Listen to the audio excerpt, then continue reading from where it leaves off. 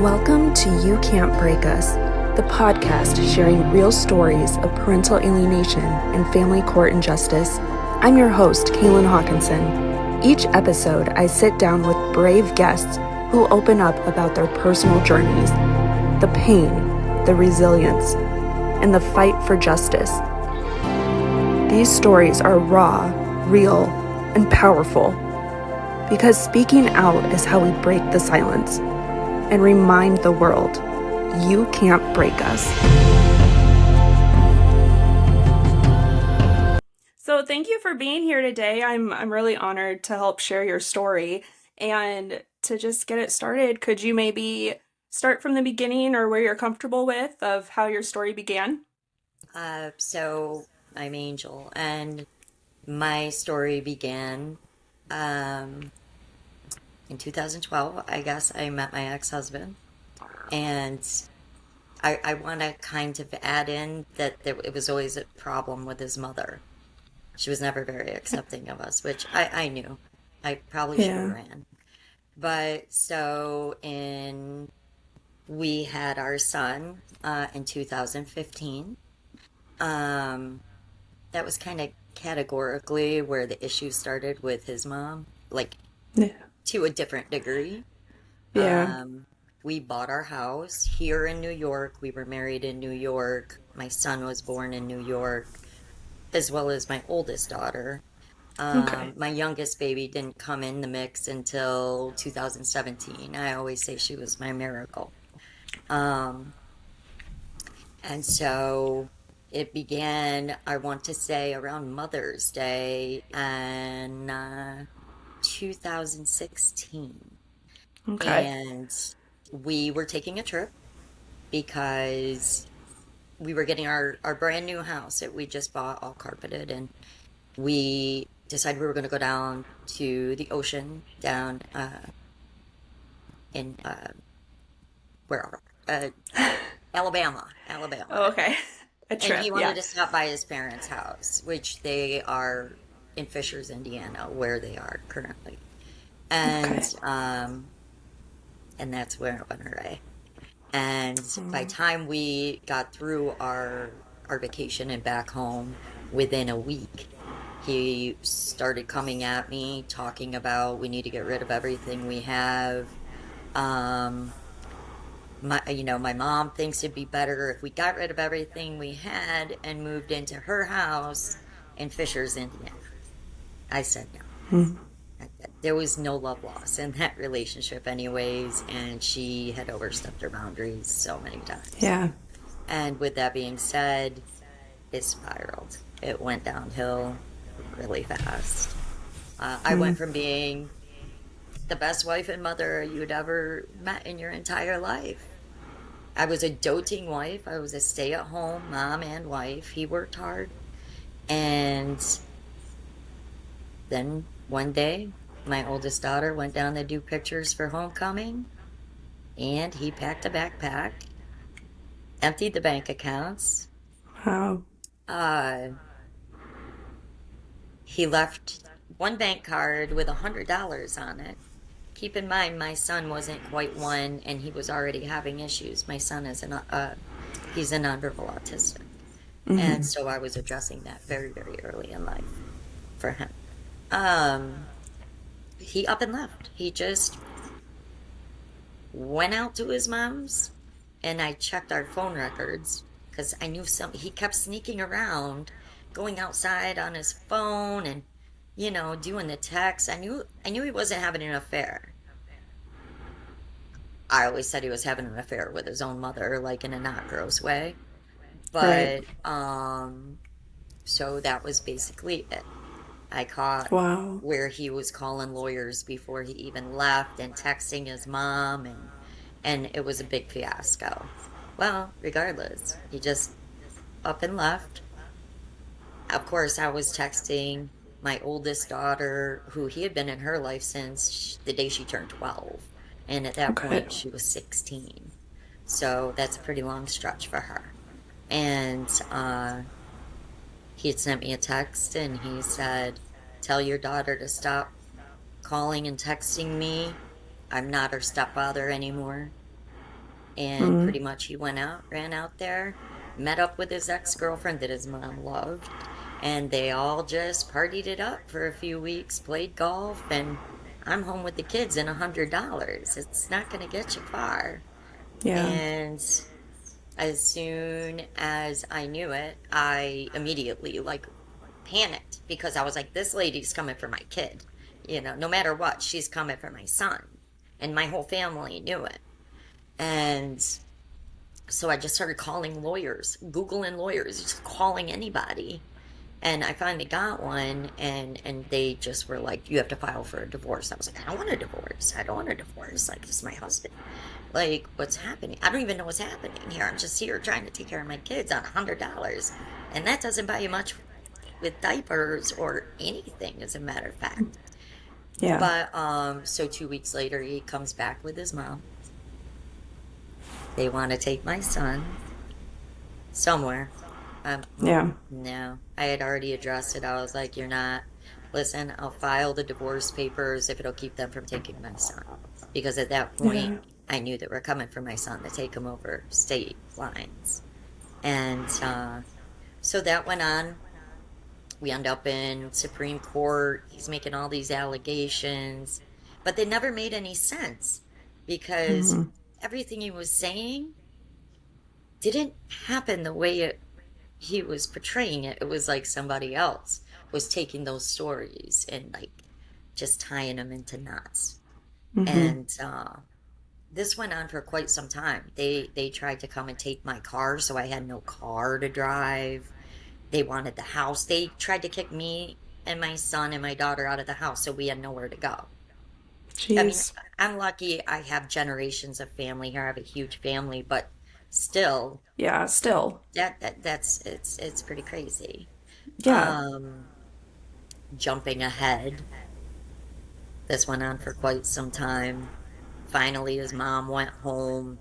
He ended up getting like a little 1 bedroom or 2 bedroom in town um, to see our son. And Okay. then, uh, you know, well, at first they were just driving back and forth, and it was like Okay. more harassment on me every time. Yeah. And, but finally, when his mom decided to leave and go back to where she came from, things started to settle down a bit. He was spending more time at home. We were going to church, just like we always had, like living our lives. Okay. Yeah. But there was still being things filed. She Mm-hmm. didn't know we were still together. He didn't tell her. And Okay. so it was weird to me, like how all these things were still being filed. And I'm like, Yeah. he was just here. Well, guess what? I got pregnant with our youngest daughter. And he said, we're going to make it work. And I'm like, we're going to make the family work. And so after some time, obviously, grandma calls me up screaming, you did it on purpose. And I'm like, oh yeah, I did that. You're shaming me for having a Right. relationship with my husband. And but that's just was typically how that went. Okay. And so jumping ahead, I got pregnant with my baby. And after some time, and this was just in our divorce. We hadn't even gotten to family court yet. Yeah, and a lot And has already happened. this is already happening. Mm-hmm. And so I agreed. I finally, after some time, I was like, okay, I got to do something. I'm pregnant. My son has needs. I had him in, I already had him in outpatient care, early intervention. I was a busy mom, and my daughter was 16, so you can imagine. Yeah. And so he asked me, well, would you consider a move if we only had to stay at my mother's for 2 weeks? Well, better have a doctor for me because I was high risk pregnancy. I was in my late 40s and or I was up there in age. I was but so I agreed to it and we went out there And I started having, there was no help for my son, like nothing that I had in place. And I was like, this is bullshit. And then on top of it, his mom started to try to control my daughter. What they didn't tell me was that schools start way sooner out there than here. Nobody told me this. So there I am. I'm going, oh my God, my daughter has to start school? Like, she's at the, we're talking about a straight A student. Like she just conquered everything. And I'm like, okay, well, if we're going to last this 2 weeks, I got to figure out, I got to get her into school. Right. So I did that. And then I tell you, it hit the fan. Every single morning, it was like they were patting me on my head almost. I didn't want to come out of the room upstairs with my son. Like, obviously, my daughter was at school and she was making some friends or whatnot. And it just went haywire. He wasn't taking us home. He was going to do whatever that family wanted him to do under any circumstances. So there I was calling my attorney from Indiana, getting screamed at. I told you not to do this. I told you what was going to happen. Blah, blah, blah. And I said, well, they took the car keys. I can't go anywhere. There's no bus system. It was like the richest county in Indiana. There wasn't a bus system within 2 miles. I couldn't even take a bus anywhere. They were having me write down what food I wanted from the grocery. I was trapped. Yeah. And finally, I called the lawyer back home. My family was like, no, we're sending you money. You take a cab if you have to, pile whatever you can. Get on, take a bus to wherever you got to take it, get on a train and come home. We'll get you from Syracuse. That's exactly what I ended up doing. Yeah. And then, as soon as I got home, they were acting like I was nuts, Right. I went back to my house with my kids, and the lawyer was like, he has to bring you back, like the kid's property. Like, he's got to bring it all back. And he didn't, obviously. He just did whatever he wanted. He brought me what they wanted to give back to me, which I was like, I don't care. I'm back home. I'm with my kids. My son's back in his therapies, and my daughter's back in school, and I'm back to my OB and just trying to deal with the chaos without letting my kids know that it was chaos. But at 16, my daughter truly knew it was chaos. Yeah, they can see a little more better at that age, so. She saw everything. Yeah. I have a pretty large IQ kiddo, and she did not miss a beat when it came to her mom, because previously to him, it was me and her. It was me and her. Her dad was in the picture, and he also got remarried, which I couldn't ask for a better stepmother. We're still friends to this day. 20-something years later, she never overstepped. I'm friends with her family. I used to take care of their kids that they had. So it's funny how this story will transpire. How different the scenarios are. So different. So different. My oldest daughter's dad would have never dreamed. He says my daughter is who she is because of me. But I would have never stepped. There was no family court. We went into the same lawyer and we're like, this is what we're going to do. That was it. And to go from such a civil relationship like that to then having to figure out how to deal with this, a whole twisted turnaround. Could not see that coming then. It's like not knowing which end you're going at the end of your time. I was going down. Well, that's what I felt like I was doing. And so all that went on, and it got to a point where I was pretty pregnant. He had nothing to do with as a matter of fact, he told the Supreme Court he didn't know if it was his or not. Of course, Right, of course. And he did. Of course he did. He told them all kinds of stuff. anything you could think. I couldn't even believe it myself, how awful somebody could be. Yeah. And that wasn't even getting to the terrible parts, you know. Mm-hmm. So he had nothing to do with the kids. He would come with his mom every other week for one day. My son, or, my son was going through the therapies, and I was with it, with everything. And I don't know how many people know a whole lot about autism, but for the way I caught it so early was a different level. Okay. So if we roll out to when my daughter was born, him and I had spoke. I said, listen, AJ has, and at this time I had to leave my house. I had to go find an apartment with no money.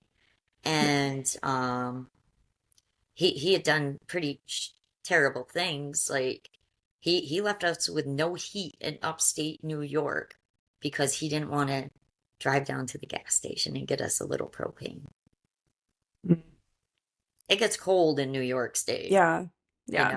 I'm in Iowa, so it's winters here also, and definitely cold. Yeah. He did not give a shit about anybody but himself and what they wanted. And what they wanted were my kids, and to bury me into the ground. Because I fought back. Yeah. And if that's what you call fighting back, I was just hanging on by a thread. Trying to defend you and your kids, yeah. Just trying to protect my kids. Yeah. Because I would never want my kids in that household. I don't care how much, and they do have a lot of money. Trust me, that all that money got them to where we are right now. Yeah. And but they had to make sure that I had nobody. Right. And that's the whole plan. Alienate anybody you can against her. They couldn't do that with my family. It would have never rolled. Yeah. But so I had Angie, and Adam, can you stay with the kids, AJ and Mikiana, at the apartment? AJ has, his therapies. He had the in-home therapies as well as outpatient. So I said, those are already set up. I don't want him to miss any. I'm okay at the hospital. Mikiana's got the flu. Can you just stay there? There's nobody else there. I'm not even there. Oh, sure. No problem. Great. Takes a lot out of my plate, right? Yeah. No, it didn't. Right. I ended up with an emergency C-section. Obviously, I called them and I let them know I'm going into labor. They wanted to keep me at the hospital, but I told them no. And I came home because I need to make sure our son is good and Mickey's good. I'm in contractions and I'm like, oh my gosh. Wow. Trying to make sure that my kids are okay before I can go check in the hospital. And they're like, no, you got to go upstairs right now. And I'm like, no, I can't do that. Oh my gosh. and I didn't. And I made sure everything was okay. I mean, by the time I got to the hospital, I was in pretty heavy labor all night long. And he did get in the car and come for a baby he stated that wasn't his. Right. Well, I'm coming with my mom. Well, I don't want your mom in this hospital. No less. Well, I'm not going to stay at the apartment with the kids. I can get AJ and take him to a hotel with my mom. No. I ended up having to get my family, doing that family thing. Yeah. Were you scared that his mom might try to take your son again? Absolutely. Yeah. Absolutely. Yeah. The minute they got my kids into Indiana, they were never getting out. And here we are. Yeah. And so, yeah. So from there, because you're in New York and is he currently in New York or back in Indiana? He's been back in Indiana since then. Okay. And so with court, did court continue then after that and you had to deal with 2 states involved at that point? I've been dealing with that since 2018. Okay. That's a long time. Yeah. How is it with 2 states involved then? How is the process for you? Is it that's probably why it drags on so long. Well, so New York let go of jurisdiction. I mean, they had no Yeah. choice a long time ago because the Yeah. kids were out there. And how that happened was immediately after I had my daughter. In my head, I had high hopes that he would just come back to New York and they'd stay there and we could raise our kids and Yeah. we'd get through it. Mm-hmm. No, Right. no, that wasn't the case at all. So then, as soon as my daughter was born, I'm sitting in a lawyer's office again, and on the phone with my children's dad, just crying unconsolably, you know, because I just had our second baby. Yeah. I didn't have to sign these papers. I did not want to sign these papers. I can't say much about the first attorney because of an NDA, Mm-hmm. because of things that happened. Yeah. And it didn't help the situation any. But begging him, I don't want to sign this. Yeah. We can figure it out together. Yeah. And he was probably using those vulnerable moments to get to you too. Yeah. He didn't give a shit. My Mm-hmm. shit's dad. He was out there doing whatever he wanted. Yeah. His mom was controlling the money, the lawyers, the everything. My ex-husband was a worker bee. He worked on a gas drilling rig and he was always gone a lot. And he wasn't dad at home. He didn't change diapers or wake up in the middle of the night, or that was all me. Mm-hmm. So his mom was really like this driving force behind him to get the kids, basically. Oh, 100%. Yeah. 100%. I put my hand on Bibles and swear it, and it's almost provable now. Well, Yeah. it's not even almost provable. I have proven it, and nobody cares because Yeah. of where it is now. Yeah. Because it's where they wanted it to be, where they knew I was never going to get my kids back. Yeah. And here we are, you know. Yeah. But how that happened was, then we were in family court. And then we're starting with new accusations. He didn't know why I didn't work when we were married. It must have been my criminal background. I had a DUI from years beforehand. And he also had a few things on his record, but that was pre-kids anyways.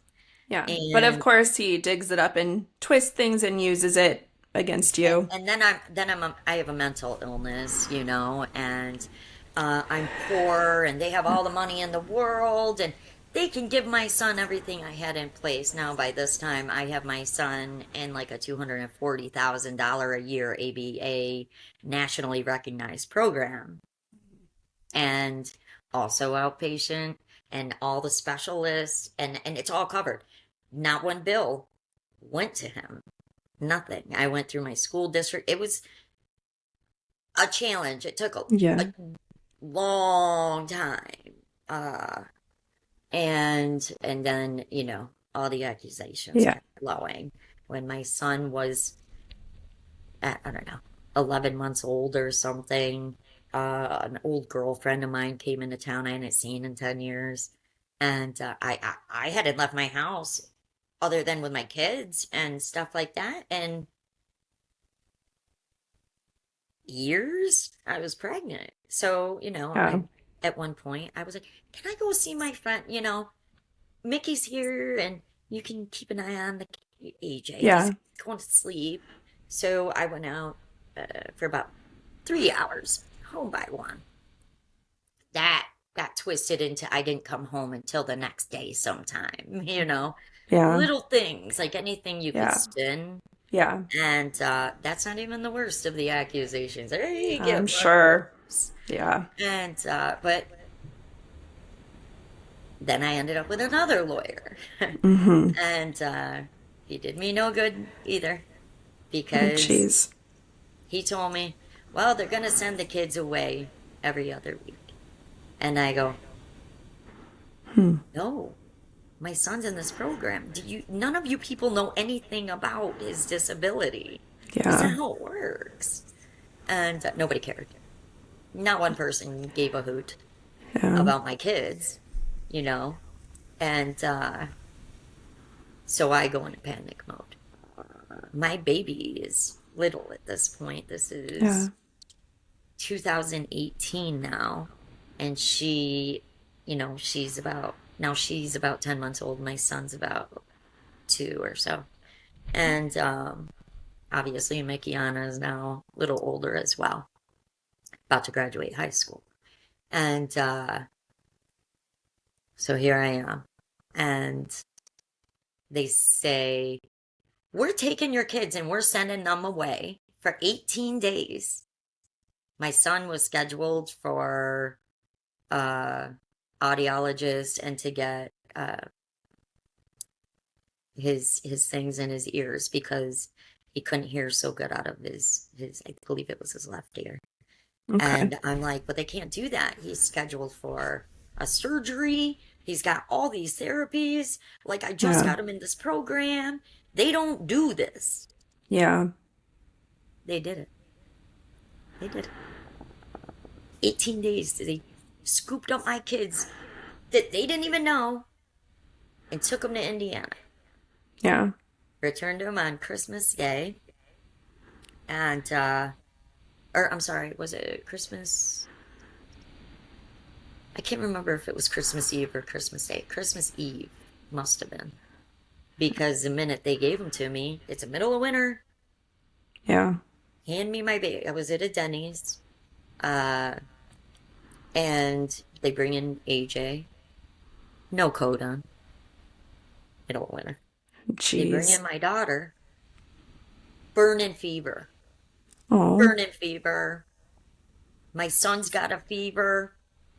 What am I doing on Christmas Eve? They dump off my kids, and I'm over at a hospital. Double ear infection for AJ, upper respiratory infection. My baby's raw down here because she would get diaper, but they wouldn't use the stuff I sent that was prescription. So here we are. She's got a ear infection. She's got an upper respiratory infection.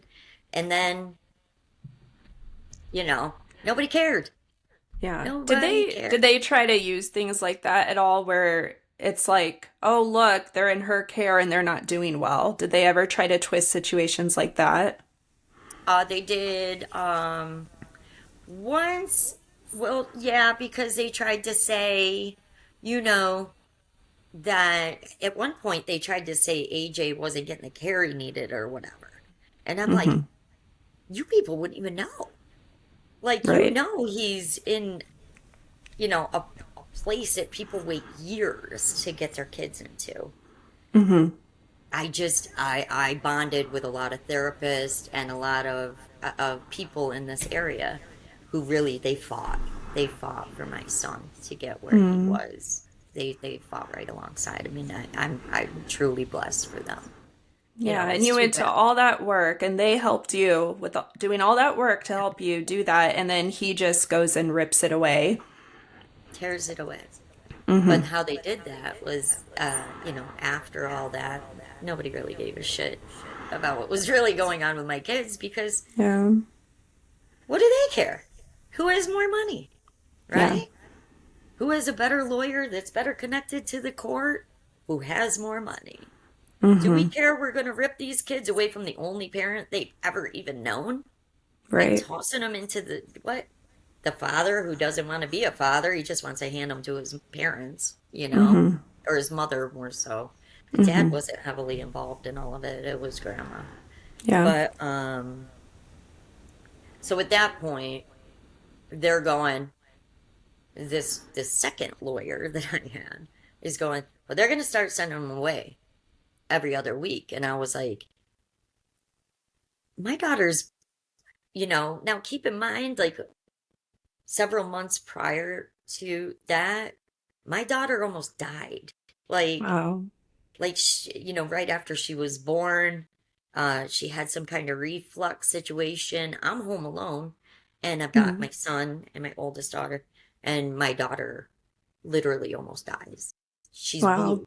She's this big and she's blue. So here I am doing CPR on her, or not, CPR, like doing everything in my head that I knew how to do until they got there. Anyways, it turned into a situation. And they even tried to go to court and say, she just choked a little bit. Yeah, it was real messed up. But anyways, so they tell me, well, we're going to send them back and forth every other week. I go, well, my son's going to lose his place. The insurances, the schools, nobody's going to pay for this. And I can tell you right now, nobody has $240,000 just for that program. Mm-hmm. And he'll end up on another waiting list somewhere or whatever. Yeah. Another process to go through and figure it out. Yeah. Yeah. And so he tells the courts, I can provide nationally recognized program in Indiana. I have all this money. We have this house. It's got X amount. He's living with his parents. Mm-hmm. Living with his parents. Fighting me because he doesn't want to give me $100 a week. He's not paying for any of the insurance. Like, I don't know what he had, but it wasn't covering anything for either one of my kids. Not my pregnancy, not for anything. The guy never got a bill, and I didn't even want him to get one. Mm-hmm. And I was like, nope. No. I don't know how I was smart enough to do that, but I think I did it without thinking. And mother intuition kicks in. Yeah, I was more heavily focused on, let me make sure that I've got a lineup and a circle for my son, that everybody knows what everybody's doing. So there's no miscommunication with care or developmental care. And that's how I took the bull by the horns with it. And I had spent, oh my God, by the time he was like 4, I probably had more than 50,000 hours just sitting, observing and being involved in every little thing that had anything to do with my kids. And that's the mom I was. And there wasn't anybody that was going to tell me not to, especially them. Mm-hmm. But so, how do we get into Indiana? Yeah. They tell me they're going to let them take them every other week. They already let them take them for 18 days. Yeah. And I'm sitting back going, did you not see what happened after they had them for 18 days? Do you know what's going to happen? This lady didn't want to raise her own kids. I don't think she wants mine. She certainly don't want my son. Now she's after my baby because she's a girl and she doesn't have any, at that point, she didn't have any developmental issues. Mm-hmm. And so I toss my hands in the air and I go, I can't let that happen. So he's over there saying, I got everything covered. Everything's paid for. Another nationally recognized program that's better than Binghamton University. It wasn't nationally recognized. It was a dump hole in the middle of Indiana. You know, Indiana knows what it is. And no care, no doctor set up. No, nothing. Nothing at all. And so, but still, I didn't know that until I agreed to go there. So I agree. I'm like, okay, well, I guess I'm going to have to move there because I can't let you rip my kids in half. You know, Angie's a baby. Like, what are you people thinking? Like, it's much easier for him to move here. Where he was to begin with you. Where we were married, where we had our house, where our kids were born. Where he can do whatever he wants. I don't care. You know? Like, you want to divorce me? Cool. Like, at that point, I was a mess. But rightfully so. You're going through so much. Yeah. And at the same time, I didn't care about money. I didn't care about stuff. I didn't care about anything. Like, I was barely paying my rent. It was, I had to get my son on disability because I'm with him 24/7, and I have to be because he's got to go here, he's got to go there. I've got a newborn baby. I've got a 17-year-old, and And my family did, like, as far as, like, if I had to be somewhere with AJ or I had something going on, like, and they had taken my car by this point. I had no car in New York. That was okay with them. I was still getting my kids where they needed to go. They were getting their meals every day. I was teaching my son to eat because he has SPD. And I'm Yeah. learning this whole world of autism too, Yeah. because I didn't even know what it was Yeah. until my pediatrician at 6 months old tells me my son's in a gray area. It flew over my head. I'm like, oh, he just likes to watch milk drip. Like, it's weird. It's different. My oldest daughter never did these things, so that's when I'm like, hmm, all right, let's get And with the program. you're the parent doing everything to look Everything. into this and take care of your kids. And He didn't do so anything. He was in exactly. Indiana having a good time. Yeah. So during the court case that you've been going through these years, how do you feel court treated you? Or through Um, that process? I think court in New York was misinformed because of legal representation. Okay. I do not think that the court system here in New York would have ever allowed this had it just not, you know, had any kind of decent representation. Yeah, Mm-hmm. any kind. And at that time, I didn't even know that I could walk into the family court and ask for a court appointed lawyer in Yeah. family court here. I didn't know that. I Yeah. didn't know anything. I Right. was just taking what help anybody would give me, which left me in a crapshoot. Yeah. And we don't Well, know until we've been through it and then find out later. So, yeah. Well, and that part of it, like, I feel like I should have done better. I should have known better. I let my kids down. I it's my fault. They should have never went there. I should have never went there. My family told me to not go there. But here I was. I was like, I I don't know what else to do. I do want to say it is not your fault. It I think a lot of us, I've been through that where, we go through this horrible process, things are manipulated by the other parent, and you kind of look back and because you're in this horrible situation and you look back and think, "Oh my gosh, what did I do? How could I have done this?" And we blame ourselves, but to think about it, the term narcissist, the other parent having those narcissistic behaviors, it's like to really think about it, no matter what we could have done or what we do, that's what they do. They will take everything and twist it and manipulate it. And it's like, no matter what we could have done, they're still going to do that. They're still going to try and twist things and get to this point where they take the kids. And Right. it's unfortunate, but I do want to say it's hard. I've been through that. I have internalized and have guilt and think the I same walk things, with it but every it's hard. But I and do know it is not your fault. You were a great mother. You were taking care of your kids. You were doing everything you could for them, and it's the unfortunate reality of process, like the court processes, and then the two states involved like that, and just well, them with money knowing how to probably file more and more and do more to you. And well, that's when it got shaky, when I was like, fine, I'll go. And he was supposed to pay for me to move out there with my kids. And um I kept going, I don't want to go without right of first refusal because I don't want his mom taking care of my kids.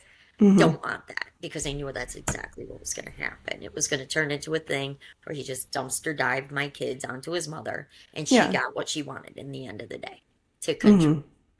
Yeah. And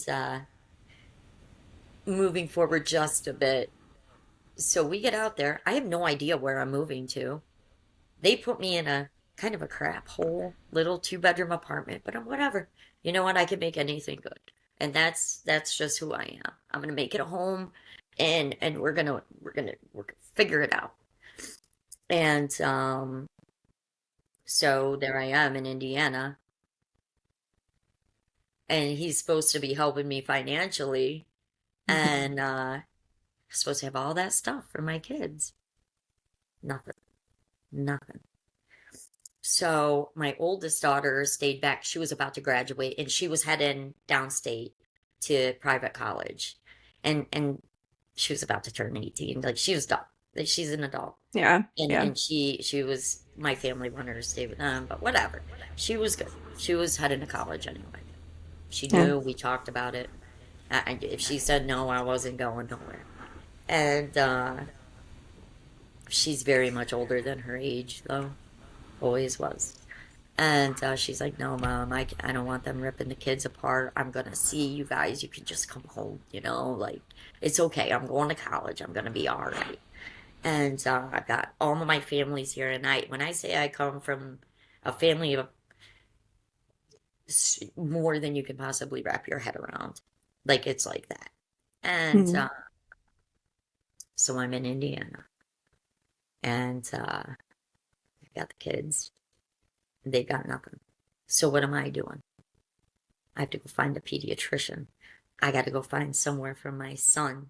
I got to, I have to go find doctors and specialists and this and starting that. over. And there's no insurance to cover all this because he can't. It's not going to cover what my son needs, which I had in New York. Yeah. So then all of a sudden his mom's coming over. They wouldn't give me money to even go buy diapers. I'm having to walk in the stores with his mom so she could buy my son diapers. Because what am I going to do? You know what I mean? Yeah. I had no idea. But that's not how it was supposed to be. Yeah. And it calmed down after some time.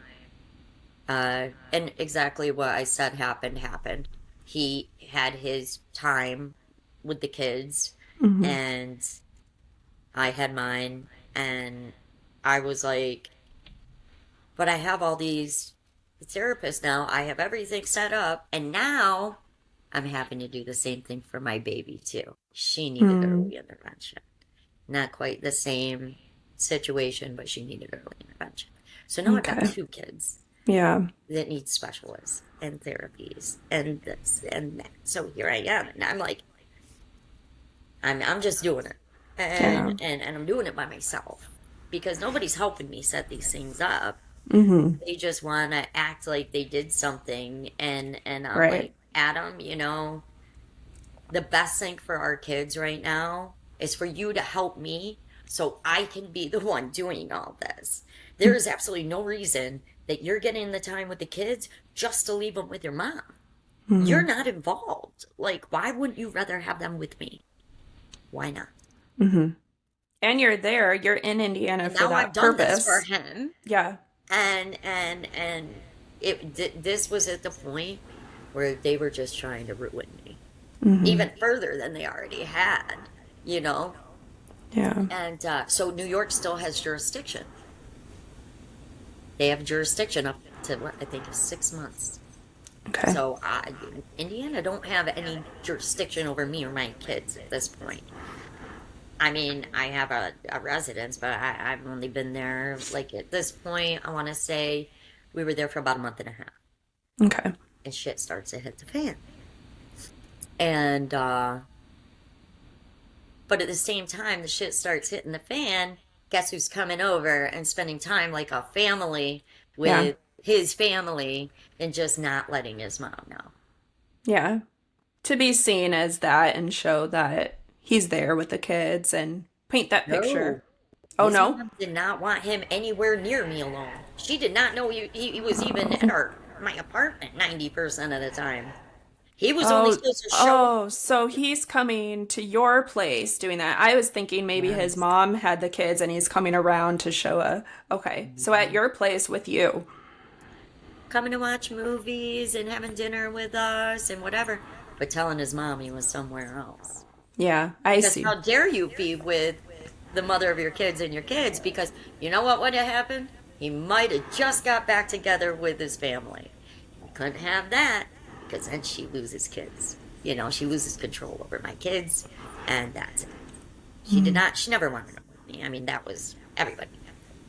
I mean, my sister told me one time when I was pregnant with my son, she looked right at me and goes, that lady's coming for your kids. And that's before any of this even started. Yeah. But so here I am. And he's doing whatever. And then, like 2 minutes later, I find out he's like engaged to some girl. And I'm like, what? Like, what's happening here? Yeah. Like, whatever. I mean, just at that point, I was like, whatever. You are just who you are. You're never going to change. I don't care who it is. You're not going to change. Yeah. And, but then things started to heat up. And I was like, the same thing. My main focus was always about my kids. The kids need to be here with me. I need to get them to where they need to be. You're not dropping them off. You're not doing anything. So why would you not want them to be with their mother who can do all this stuff for them, which I already have for years now? Yeah. Nope. Grandma would lose her control, Yeah. Yeah. And so finally I had enough. It was about the time it wasn't long after because my daughter it was her high school graduation. And I was like, I'm taking the kids and we're going home because my daughter's leaving for college like the day after. And I'm not going to miss my oldest daughter's high school graduation, and nor should her siblings. Yeah. And she misses her siblings. The family misses the kids. Like, what are you doing? About 4 days after that. Well, first they said, well, you can go, but you're not taking the kids out of the state. Yeah. Okay. 4 days after I even said that I wanted to take the kids, I did not say the minute I stepped back into New York, I'm filing because New York has jurisdiction, but that was exactly what I had. I think I froze. That's exactly what. That's okay. That's exactly what I was going to do. I needed to get home because New York has jurisdiction. And they don't know half the shenanigans he's pulling out here. Yeah. And 4 days later, this stranger's knocking on my door. Are you Angel Powell? You've been served. And I'm like, I don't even know what that means. You know what I mean? I don't even know who this guy is or what that means. I open it, and it's an order from that county's court saying that I'm not allowed to take my kids out of Indiana. I didn't go to any hearing. I didn't see anything. And I'm going, you don't even have jurisdiction. What are you talking about? So there I am. Can't leave. I'm not leaving my kids. I'm not, and I know that's what they want. I'm not leaving my kids. Like somebody's gonna have to come and take my life to get me to leave my kids. I'm not doing it. And so, but here we are. So here I am. I'm calling lawyers in New York, and they're going, you know what I mean? They can't do this. They have no jurisdiction over. He went in there and acted like my kids were from there, and I was trying to flee the state with them. Yeah. Yeah. Yeah. And finally, like almost 4 months later, I finally get in this courtroom. And I'm telling this judge, I don't know what you're talking about. My kids, you don't even have jurisdiction. I need to take my kids home. My son is not getting the care here. This guy said he did. And the judge acknowledged that him and his lawyer lied. I have an order showing that they lied. But here we are. We're an inch away from 6 months because I was withheld there for that long. I get that order. Miss Powell, I can't keep Miss Powell here. I can't. I have no jurisdiction. They admitted not having jurisdiction. I put anything I could fit into my car. Yeah. My aunt sent me $300. I put my kids in my car. I waited till it was dark, and I got out of Dodge. I couldn't have gotten out of Indiana fast enough. Get back, come to my sister's, immediately go down to, and I had my DV legal advocate, because I had been getting DV counseling for a long, long time. And so I got this order showing that he lied to trap us up there. I mean, you would think it was a no-brainer. Right. I go down with my advocate and file a protective order, or so he can't come and take my kids, because I know they're coming to take my kids, or they're Right. gonna try. Mm-hmm. And I'm scared to death. I don't want to be in this courthouse again. I don't want to be in any courthouse again. I just want to be left alone so I can give my son the care he needs to Yeah. take care of my baby. Be able to just be a mother. Yeah. Yeah. And so I did get an order. Not from the judge that sent my kids for 18 days, because I had found out after the fact that she had a personal vendetta against that first lawyer outside of court, a personal situation that she hadn't even seen any of his cases for 5 years. All of a sudden, she wants mine. Dun, dun, dun. There you go. Jeez. I get an order that he can't take my kids. He can't have any third parties near trying to take us. He can't follow me. He can't stalk me, because that's what they were doing out there. Yeah. His mom followed me through the library and stuff with my kids. And it was the craziest thing. Never in my life did I think I would be sitting in a full-blown Lifetime horror movie. Right. And that's exactly what I did. So obviously they trailed him and his mom, trailed right behind me, and I filed a motion with the court. That by that time I knew I could ask for a lawyer, so I asked for a lawyer, and this guy fought for me. It was just too late, and then they ended up throwing me to the original judge, which I should have told him, you need to get this one. No, like, this one needs to stop. And because I started to smarten up a little bit, so I knew the correlation wasn't good, and I knew something's not right, but I just didn't understand any of it. I understood nothing. And we finally go into court, and this judge, the female judge that originally sent my kids away, she says, and he's sitting there, because I put everything on the thing that I never told before, like when he hit me with a truck and shattered my collarbone, when he body slammed me when I was pregnant, when he pushed me up against the walls, because he just wanted to go be drunk. You know what I mean? I remember every detail of everything. And he sat there and he's like, well, it happened before the kids were born. Oh, I was pregnant with our son, like whatever. And this lady looked at him with the evidence, and she said, Mr. Powell, did you hit her with a truck? And he goes, well, yeah, but... And she goes, I'm sending the kids back to Indiana with the father. My goodness. My lawyer's like, I've never seen anything like this before in my entire life. He goes, I've been doing this for X amount of years. And I finally had a lawyer that understood autism, because his son was autistic. So he knew exactly everything I had and I was doing for my son. And he was like, holy crap. Like, no way anybody's going to take your kids from you. Like, this is crazy. And yet it happened. He did not know what to do. He didn't know what to say. He didn't know what to do. He was like, you got to follow your kids. You got to follow your kids.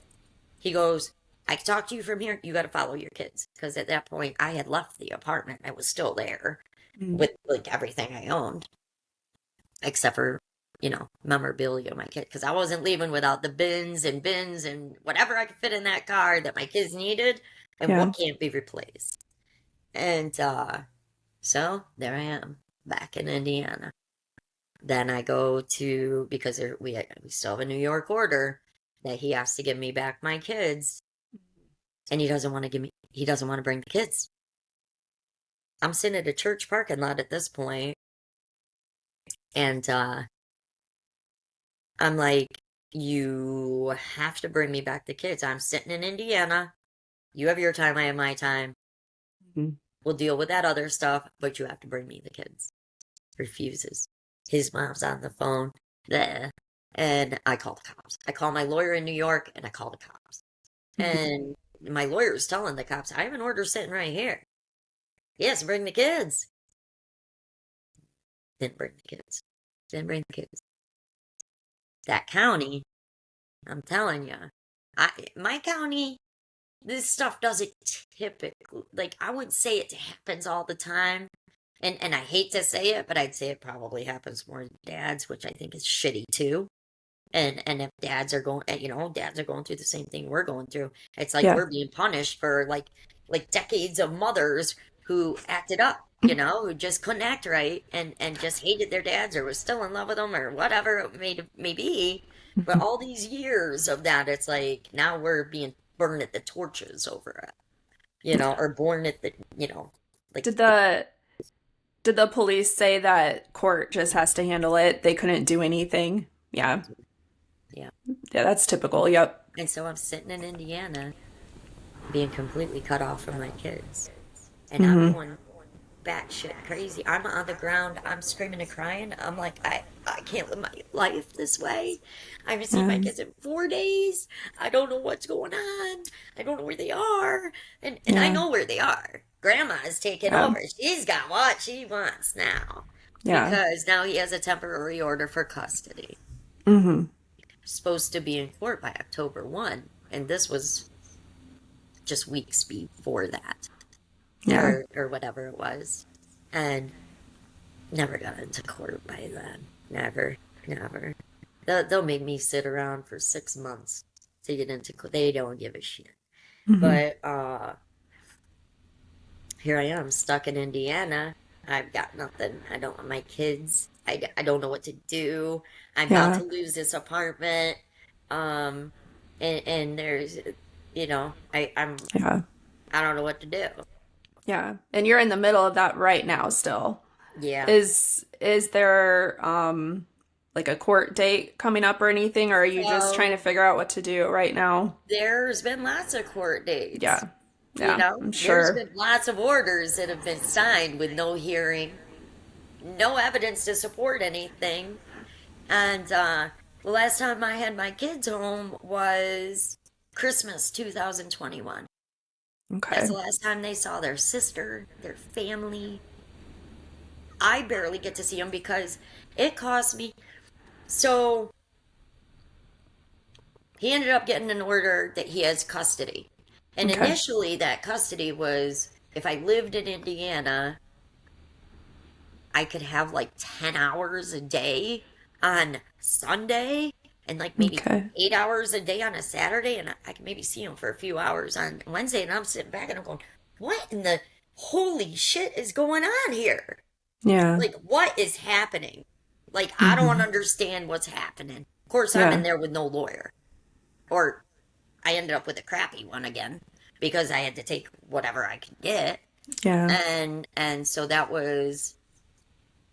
all filtered down in 2019. There was more court out there. And they just pretty much gave me nothing. And I couldn't have overnights anymore. Well, at that point, I was in a domestic violence shelter, which shouldn't be a reason to take away my nights with my kids. And it was a giant, like, facility, It was actually really nice. Like, not that I ever want to go back to one, but that's when they took away my overnights. And I started documenting all the bruises all over my baby and my son. And I'm in a domestic violence shelter, and I'm telling these people, look. And they wouldn't even help me. They wouldn't, I just got to a point where I was like completely cracking up. And I was like, I'm barely holding on here. I don't have any family. I don't have a place to go. And you can only stay in those places for so long. So then what do?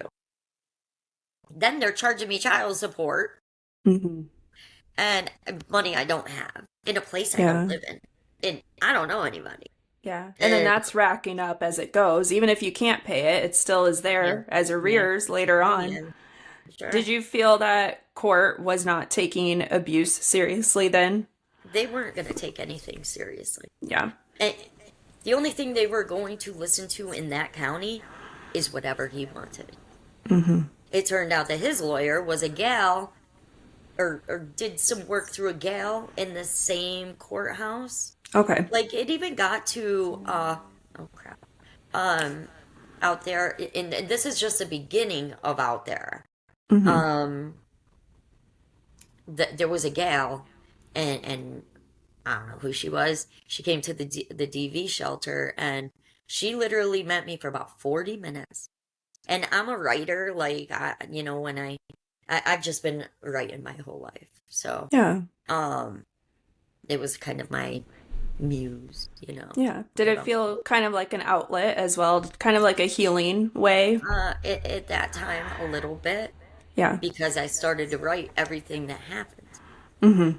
and letters to my kids. I don't know what to do. Right. My family can't help me. They don't know what to do. I don't come from a wealthy family. They're all like blue collar and Yeah. ex-military and things like that. And so here I am. I'm out there, and I can't stay at the domestic violence shelter anymore. So, through college, and raising my oldest, I was a dancer, and I have no shame in it. I just don't. You needed to do what you had to do, I provided for my basically. daughter. My Yeah. oldest had no needs unmet, and I was able to be there for almost her entire childhood. So some people can do it the right way, some people don't. I don't care what other people do. I Yeah. was doing it to pay my bills and take care of my kids. Yeah. But so when I'm out there, I have no money. They're kicking me out of this domestic violence shelter, and I'm still held Yeah. bent. I'm not leaving my babies here. So Right. I'm strolling, and at this point, my car's broke down. I have no car, and the place where the shelter was almost an hour away from my kids because there was nothing else closer. Yeah. There's nobody that can help me. I have no friends. I have no one.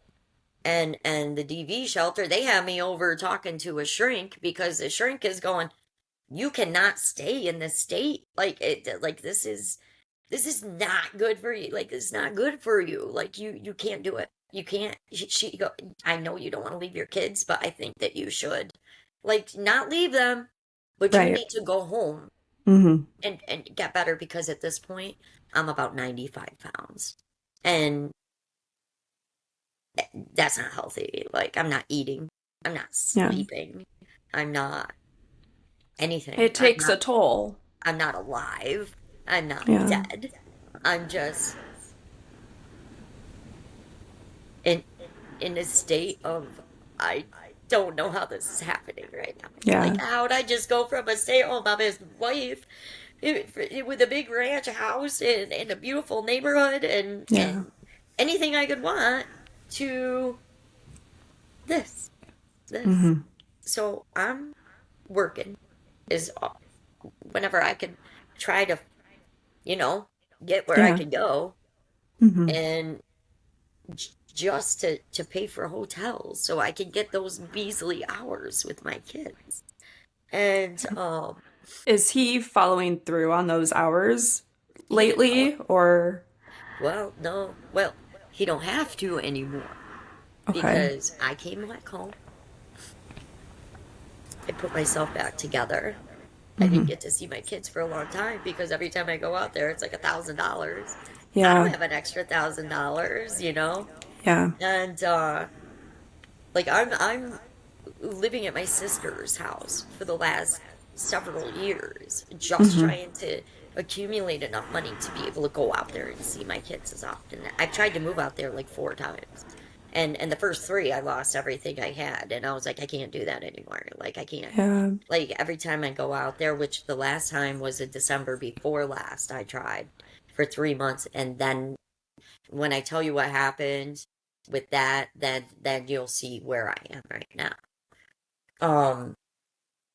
So I came home. I got an apartment. I'm working. And now we're running into COVID. and everything closed down. My daughter comes Yeah. home from college. She's living at home. I have a 3 bedroom, half a house. I have a nice yard. I live in a nice neighborhood. And but with all those bills, I can't afford Yeah. to go out there. Like, and now I have a car payment. I have all this stuff I'm paying for by myself, and he's out there letting his mommy and daddy are paying his way through life, you know. Yeah. And so I start filing. You know, I finally get a pro bono lawyer, which wasn't free, but she ended up keeping me, even though I just had no more money to give her. But she kind of wasn't. I've gone through some really, really bad lawyers. Like, Yeah. they just don't care. And he has such good lawyers that it makes these lawyers go, I ain't messing with that. You're like, she's connected to that county. I went to talk to lawyers that said, I don't want any part of that county. They make their own rules. They don't follow the law. And I'm like, Yeah. I don't, how is this? How is this? How is that going to help you at all? Not That's at the all. point of them to help Not you. at all. No, Yeah. basically what everybody's saying to me is, nobody can help you there. Nobody can help you there. And I'm like, well, I'm just gonna have to find a way. So COVID moves on, and I end up dating finally.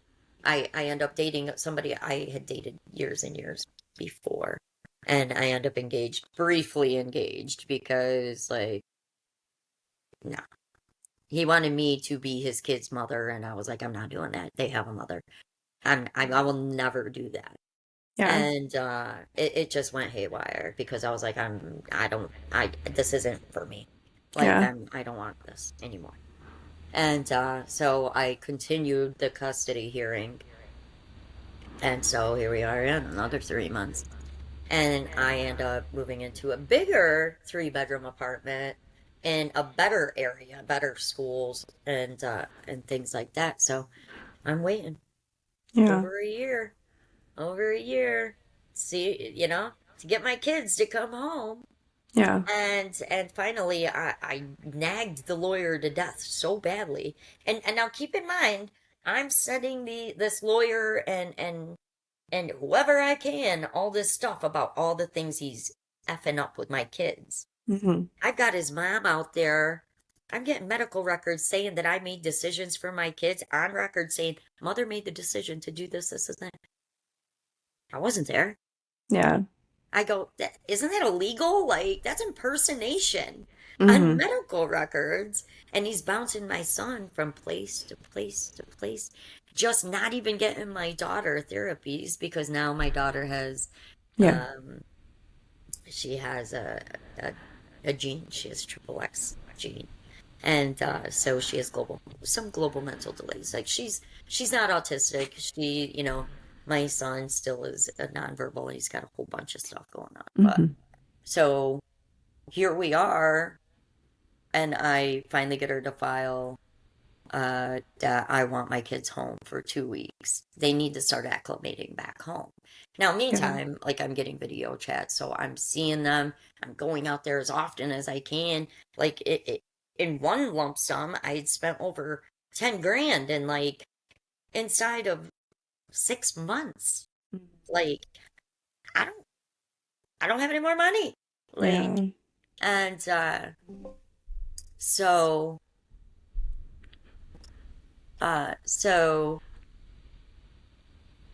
they brush off. They brush off my emotion. And they only get 29 days to set a hearing, though, because that's their state law. And I didn't know that at the time, and I know a bunch of their state laws now. And on that 29th day, he files and says I have a mental illness and a personality disorder. Trust me, there's a whole 2 pages of other things I've been accused of. Like, anything from being a drunken lunatic to a criminal. I'm in New York with my kids, and he needed to stop it. And so they waited that 29 days, because they only get 30. And there was no evidence attached to the motion. my attorney at the time didn't even know that a motion was filed until after the Yeah. fact. After. And that's like a tactic they do. They know push it like to the bare last second to make it harder on you and your lawyer then. Well, it didn't matter because they could have made a hearing, because you would think there'd be a hearing if somebody's accusing somebody of Right. being mentally ill and a personality disorder, And Yeah. and you would think there would maybe be some evidence attached to it. I don't know. Anything. And no, guess what? They immediately got it signed. So guess what? You have to get a psych evaluation before you can see your kids. You can't be alone with your kids anymore. Can't be alone with your kids. Until you get And it's like he can say anything, and anything. that happens where they take those words. They're like, okay, now we need to do something because of this, He's and it's got more money, on you. Now he's connected to that county. I'm telling you. I know it happens all over, but I'm just speaking about what is going on with me. There's nothing these people can't file and not get an immediate order to it. If I file something, I'm gonna sit and wait. Like it's due process for sure. And now that I know what all of that means and what it all is, so there was objections filed, and I'm sitting there and I'm telling this lawyer, appeal it. This is the stupidest thing I ever heard. And the one detail I forgot about in New York when it all started, him and I were in trial. His lawyer even told him, you close to are no way getting these kids from their mom. No way in this county. They found a way. But as we're in our second day of trial, his mom goes and gets a lawyer and files a motion to get custody from both of us. Oh, wow. She ripped from her him son, apart. too. She ripped me apart and him apart. But it got her, it made it so she was able to be inside the courtroom. Okay. And then, my attorney at the time goes, well, now she's my main witness as to why he shouldn't have custody. So what does she do? That's true. She pulls the whole thing. Oh my gosh. I still have it because, look, I will sue every last person one by one if I have to. It's I don't even know what to do anymore. But I know that living a life without my kids doesn't work. Okay, so I forgot about that. But, it just kind of followed up what I'd been saying the whole time. Backfired on her. Yeah, she's the one out there. I have more than one medical record. I have dental records saying that they were with their mom and this and that. And now we're talking about medical records where they're telling, dad is telling doctors that there's no mother in the picture. And I brought that into court last June, and they didn't want me to, the judge wouldn't let me use any of the medical records. Wouldn't let me use it, well, because it's going to hurt them, right? And, that they really don't like me there. But, so with the evaluation, finally I got it where they said I could do it. They wanted me to drive all the way out there, which would have cost me $1,000 to stay and be able to do whatever they wanted me to do. And I'm I don't trust anything about that county. I'm not going to no doctor in that county. Are you guys crazy? So I did it. Here. And so then they fought it. Yeah. Because I finally had the evaluation. They can't keep me from my kids. They can't keep the kids from coming to New York anymore, right? Yeah.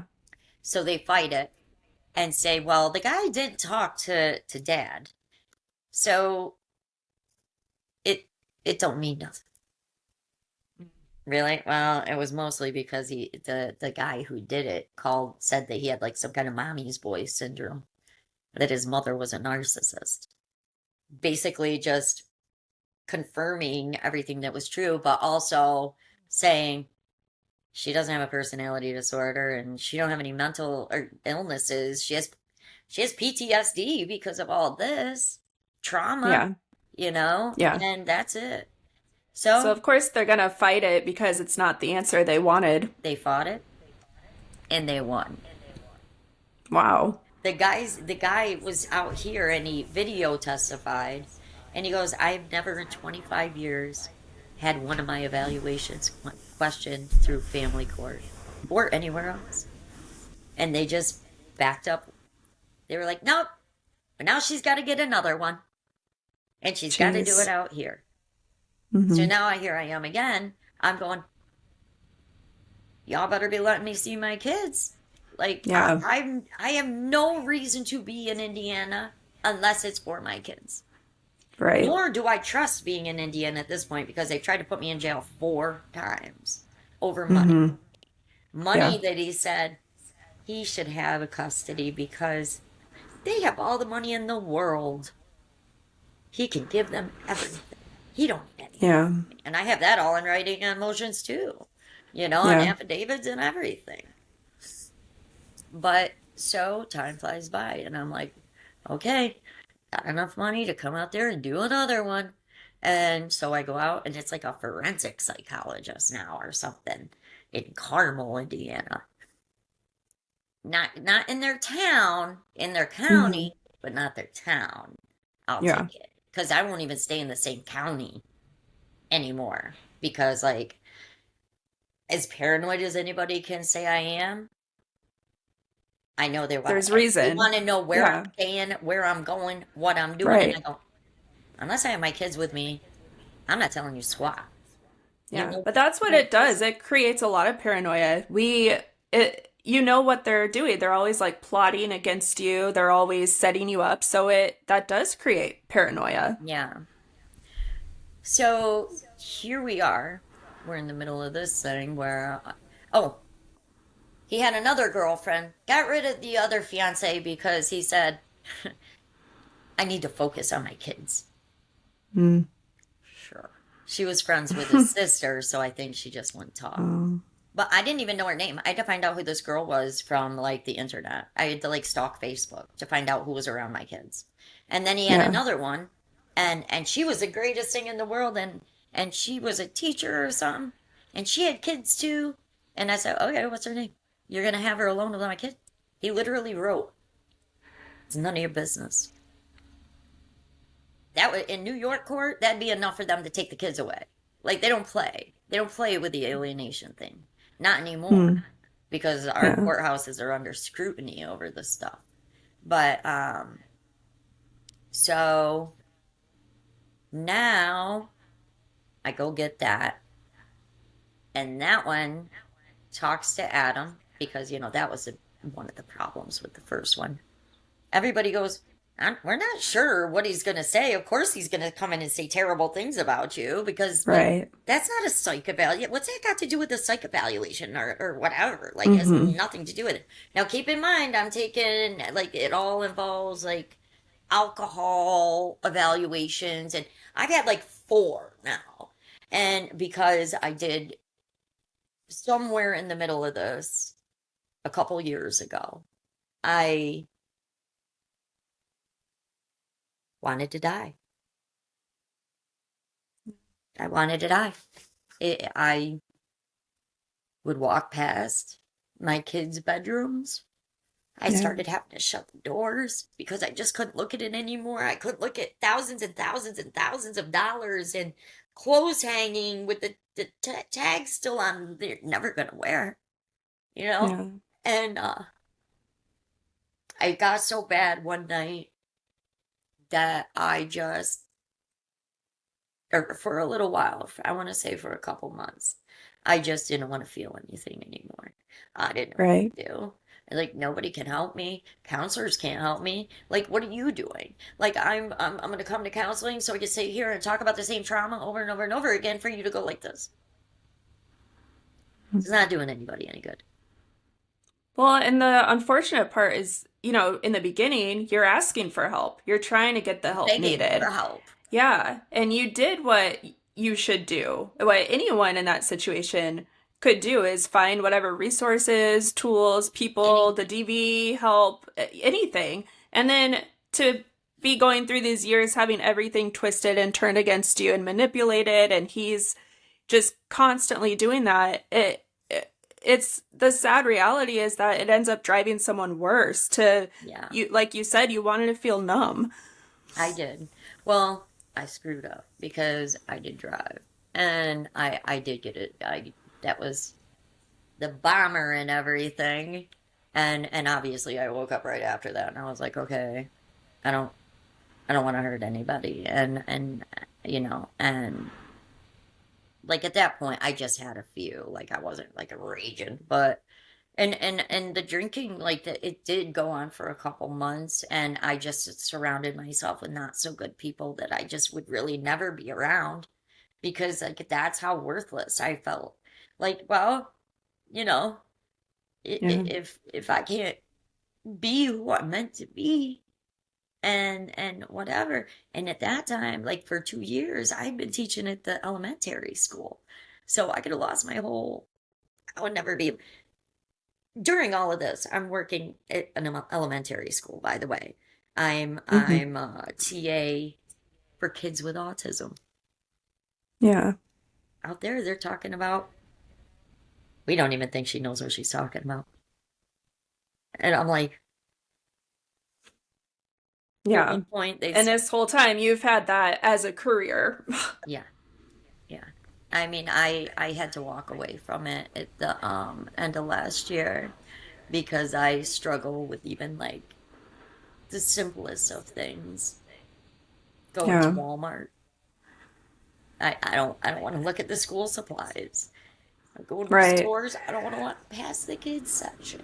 I don't want to see little kids. And that's been my whole life. Yeah. And it's so hard to like be around even my own nieces, my little cousins, my nieces, like anywhere. Yeah. Like I can't, like I'm sitting here 8 years later, and now I have a second psych evaluation. So after I got that, I was like, you know what? I made a friend online, and my friend was like, come, I have an extra room. I live right outside of Indiana, or like Indianapolis, where they are. You can come stay here and get on your feet as long as you don't mind my kids, whatever. Like somebody kind was trying to give me a helping hand. Yeah. And so here we are. I went out there. That was not this last Christmas, the Christmas before. And I went out there, and at that point I could still have my kids certain times, and I think he just never fought those times because I wasn't there all the time, so he didn't need to. Oh, keep in mind there's another girlfriend now. There's another one. This is all in 5 years. Yeah. I'm out there. Yeah. Oh, I couldn't know her name either. And I stalked Facebook and found out her name. So I go out, and that's gonna have to wait. I'm like, I don't know what's gonna happen. I knew in my head, I was like, this is only to go see my kids, like essentially. Right. I don't want to be a resident here. I said that. I will never be a resident there. I don't want to live in Indiana. I've tried it 5 times. I think that's 5 times too many. And especially when like I get traumatized and my health goes bad every time. And I go out and I let them know I'm at the airport. I'm flying in because I went without a car, and brought stuff for my kids, brought one of my suitcase. Okay, let's see what rocks. And which probably wasn't the smartest thing, but I didn't want to be away from my kids anymore. Yeah. And I go out there, and he has to let me see the kids because they're still that order. And so I'm spending time with my kids, and they're happy, and they're, Mommy, I want to go with you. And that's the hardest thing you'll ever hear in life. Like, I'm sure you know. Yeah. Mommy, can't I just go back to New York with you? Like, just take me with you. Like, the end of the visits are very hard when you have to give them back over. That's the hardest thing. Hearing them say these things and miss you and want to be with you, and like you're just trapped in this horrible nightmare. Oh, and the nightmare even gets worse. Like, if you could possibly imagine that. So I'm there for less than 2 weeks.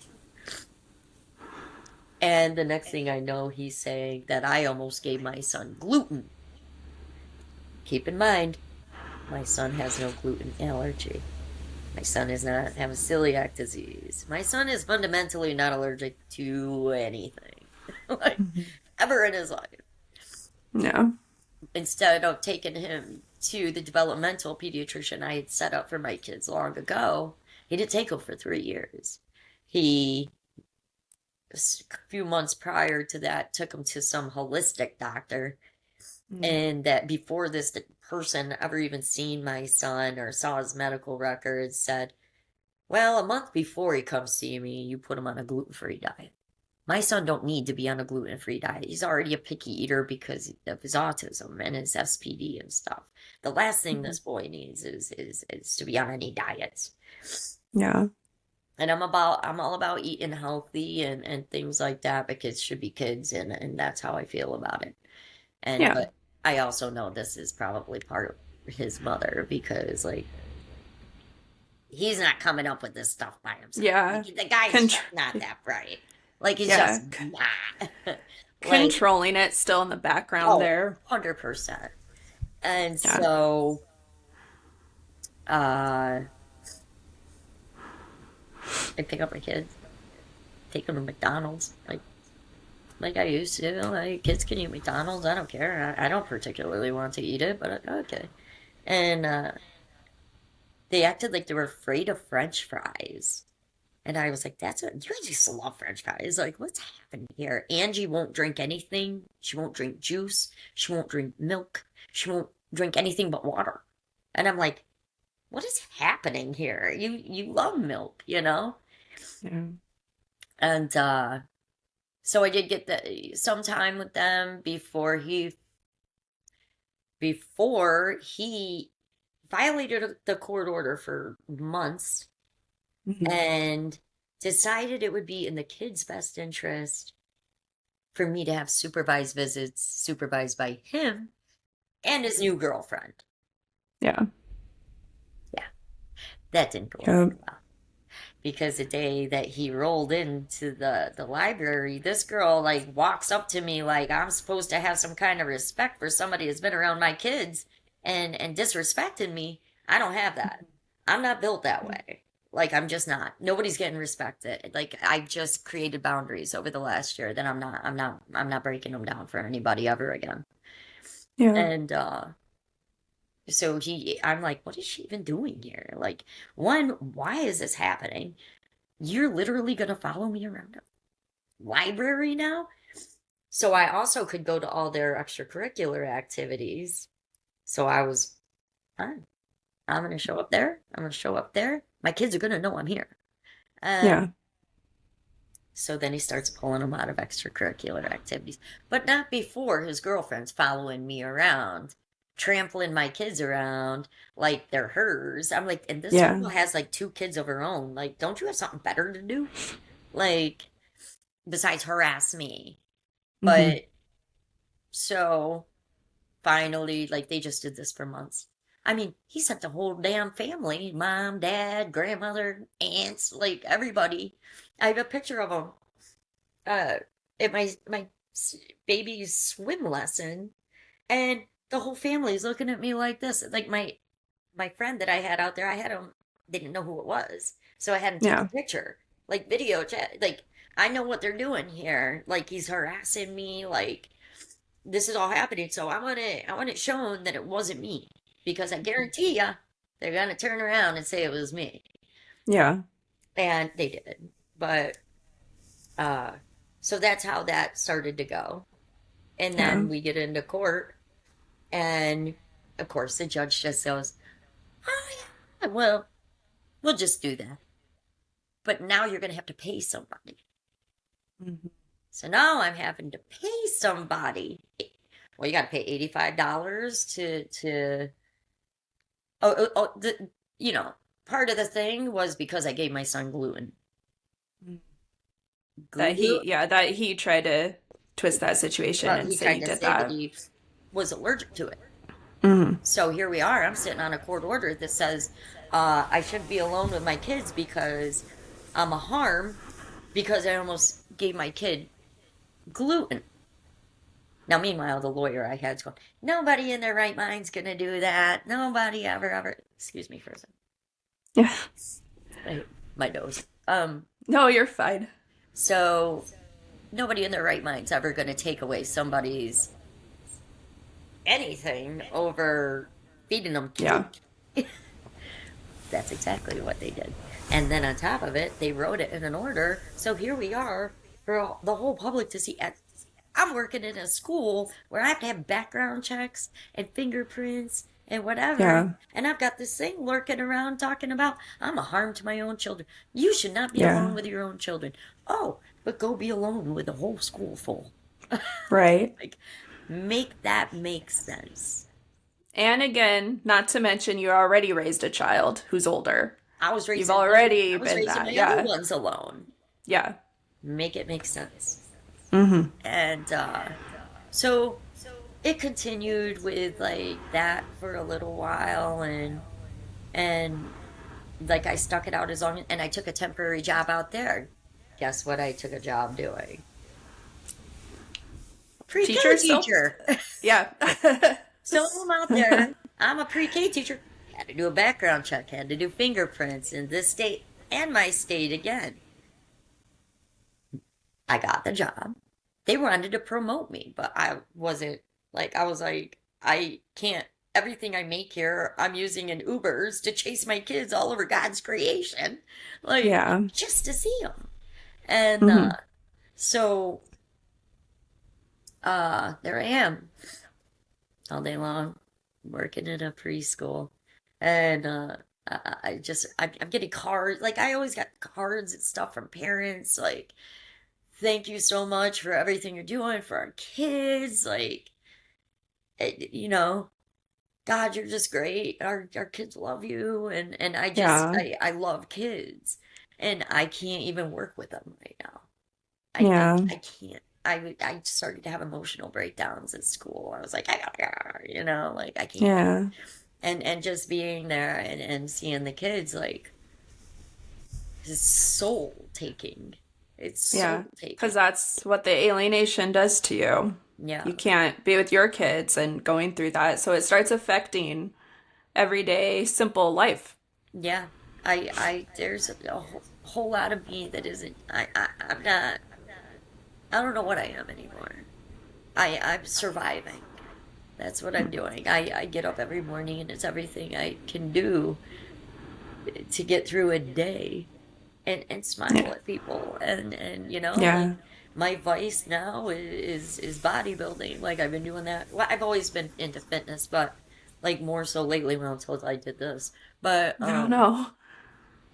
So there we were with that. And then I came home again. Got myself together again. And then I go back out to see my kids. I'm at an extracurricular activity. And there started being situations with the new one. And the first one, minded her P's and Q's, didn't even get out of the car, never associated with me in any kind of way, and I was okay with it. As long as I knew she wasn't hurting my kids. Yeah. Then we're all right. And so this one brings my daughter to her swim lesson. And I'm recording. Like, I'm at this point, I'm recording everything. There is no way I'm coming near you people. Right. You need to document everything at that point. Everything. They took me to court and were mad. They wanted to make me stop recording. I go, I'm not gonna do that. I have to record because they make up so many accusations. And I'm just, the little ones that I'm telling you about are big, but like It doesn't even hit the surface of them. Right. And there's so much more. Yeah. Yeah, but like the thing is, they're never. Nobody can ever prove any of them. Mm-hmm. They just go, all right, let's just rip your kids away from you. Like, and I'm dealing with a superior court out there, a superior court magistrate. I don't even know what the F that is. We have real family courts here. Like, I'm going, you just gave away like, you just fined somebody for a speeding ticket and you want to sit here and tell me about my kids? You never met my kids. You don't know anything about my kids. We don't even have a gal. Like, there's no child advocate. There's no nothing. Yeah. Every single hearing has been based off his testimony alone. No witnesses, no nothing. No. Mm-hmm. Except for in June. I brought witnesses in this time. I was like, oh, hell no. But even then, they are still, I don't even know what happened with the June hearing that I had. I had a breakdown. I have no business sitting in a courtroom trying to argue with another lawyer about stuff I don't know anything about. Like, I know what's going on, and I try. I knew how to ask questions to my witnesses, but when it came to him and his line, he sat there and said, I never accused her of having a mental illness. You have documentation showing. This court is the one that went along with it. What do you, like, I don't know. That's perjury alone. Like, I'm heavy on the perjury right now. Like, how many times can you perjure yourself and just walk away? But they do. So with this case, are you hoping to still get your kids back to New York, or where are you hoping to go now with this? I honestly, the best thing for my kids would be to come back home. Mm-hmm. Yeah. I have better care here for the things they need, and AJ's so behind now because he bounced them around so much, and they're just like, you know what I mean? Like, the guy's never actually sat in a therapy with our son. Not ever. Not ever. Jeez. You know? You have been through so much with this. And that's what they do, because I'm sure him having the money and with his lawyers, it's like they know to file, do more, and it just pins you, targets you and tries to make you look as bad as possible. And that's what keeps going on his side then, to kind of have his side be heard. And he's connected. Like, I don't care how crazy somebody thinks I am. I've got 2 psych evaluations to say I'm not. But you're right. His lawyer's connected to that courtroom in that county. My kids are never leaving that county unless it's with him. You know? But, like, you would think that it wasn't bad enough that here I am, like, oh, okay. So now I'm supposed to pay child support. I pay more child support than most guys do, and I don't make money like that. I can't even afford my rent for 2 years working at the school. Because I don't get paid days off. And I worked the school year. And by the time they were taking all this money out of my paycheck, I was like, how am I supposed to live off? Right. $90 every 2 weeks, or $200 every 2 weeks. Like, you can't do it. And then I was working 2 jobs, and I still couldn't do it. And then I was being berated because I wasn't coming out there enough. Right. Oh, okay. So now I'm supposed to have $85 an hour on top of the $900 it cost me to come there, and hotels and whatever. So now I'm having to pay somebody to pay somebody to pay somebody. Right. And, like, it makes while going through court the whole time and having to keep up with everything and take care of yourself. And I'm a lawyer. I haven't had a lawyer. I ended up firing her back in January when she let them get away with this to begin with. The lady's never used, in all these years, she never used not one piece of evidence I gave her. She went into court with nothing. Nothing. Never wrote responses to any of his shenanigans or anything. But so, with all that being said, after that swim class, then I was back home. I was on a video chat that, of course, I'm recording, by the way. And my daughter and I have a lot of things that we do together. She's 8 now. My son's 10. They've been out there for all this time. I've spent a lot of time out there, but like, I just, I can't afford it. I can't afford it. You can barely afford to live here, no less somewhere that is the richest county in the entire state. You know what I mean? Everybody has like $1 billion house. Now, keep in mind, he just bought a $500,000 house. And 1.5 months before this last June hearing, they got married. Now he's having another baby. Oh, so they got her 2 kids, my 2 kids, but he's broke. He's broke. He couldn't pay for the gal anymore. Okay. Because he's broke. This is stuff that the old lawyer let him get away with. But I'm on a video chat with my baby and my son, and Angie's looking at her ice cream, and she's like, "This is gross." You know, she's 8. And she only likes mint chocolate chip ice cream because she thinks it gives her a mommy magic powers. Aww. I say it gives us magic powers because we could close our eyes and be together. We could still be together. You know, we can go where we want. And so he cut me off. Like, there was a video chat with the ice cream, and Angie said, "I don't know why she got me this kind. I don't like this kind." I go, "Well, I don't know why she got it for you either." You know?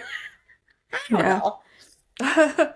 Just kind of laughing. And I go, "I know your favorite is mint chocolate chip, and that's the only kind you want." She goes, "Well, this is brown," you know? And I'm like, "Well, I don't know."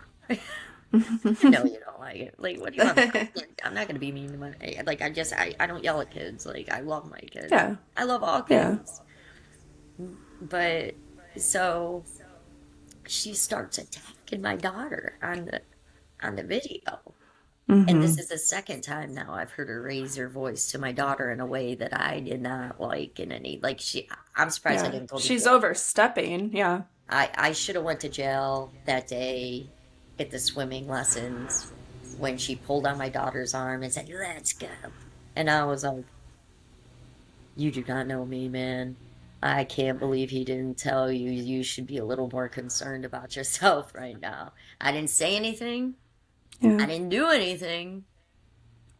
But my wheels were spinning. I was like, I'm going to do time over this girl. Like, but what good is that going to do my kids, you know? Yeah. And I'm all my oldest daughter has. So, I mean, other than my family. But, so, the video, she starts going in on my baby. "Well, I told you that." I looked at her and I go, I'm looking at my daughter and I go, "Angie, look at mommy," you know? I was like, "It's all right." And then I start to raise my voice and I go, "She's 8 and you need to knock it off." You know what I mean? Or something along those lines.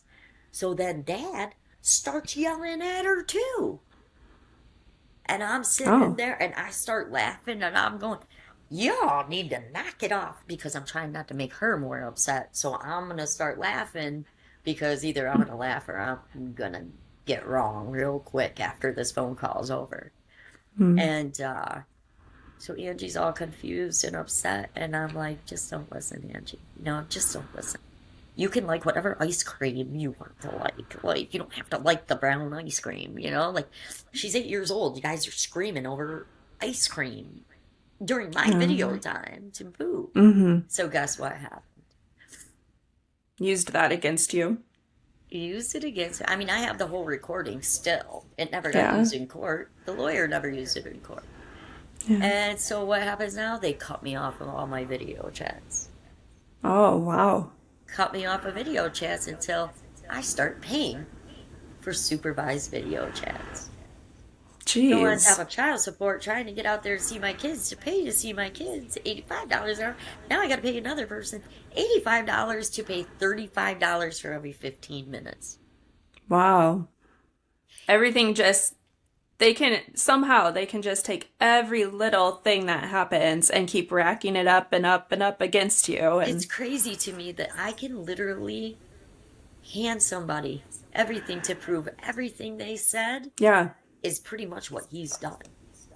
And trust me, I've got bins and bins full of it.